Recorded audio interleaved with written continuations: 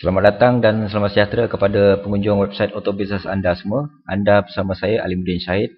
Anda sekarang berada di pendaftaran untuk belajar website dan marketing secara percuma untuk meluaskan pelanggan anda secara online ataupun menambah pendapatan bulanan anda, sama ada secara part time ataupun full time.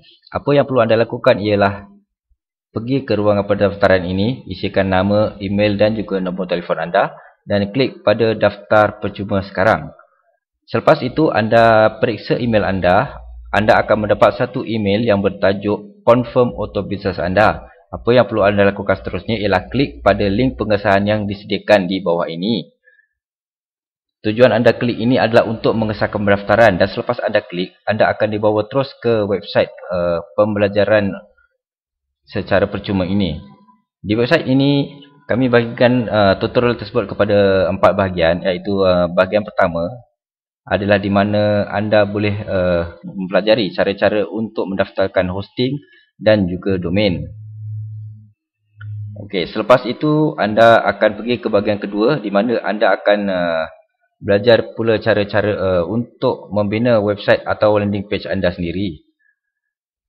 Anda akan ditunjukkan langkah demi langkah daripada pembinaan tabel seperti yang ditunjukkan di sini sehingga ke bahagian upload file anda ke hosting anda sendiri.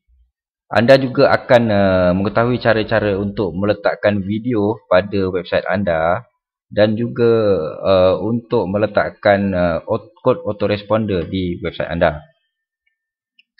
Selepas itu anda akan ke bahagian 3, iaitu untuk mendaftar dan menggunakan autoresponder traffic wave, di mana anda boleh menggunakan email campaign dan menjalankannya secara automatik. Dan seterusnya anda akan ke bahagian yang paling penting, iaitu bahagian pemasaran, sama ada secara percuma ataupun berbayar.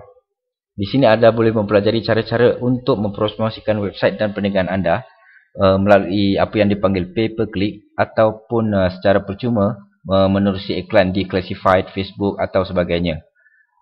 Jadi apa yang perlu anda lakukan ialah mendaftar secara percuma hari ini, periksa email anda dan kita berjumpa di website ini. Sekian, terima kasih.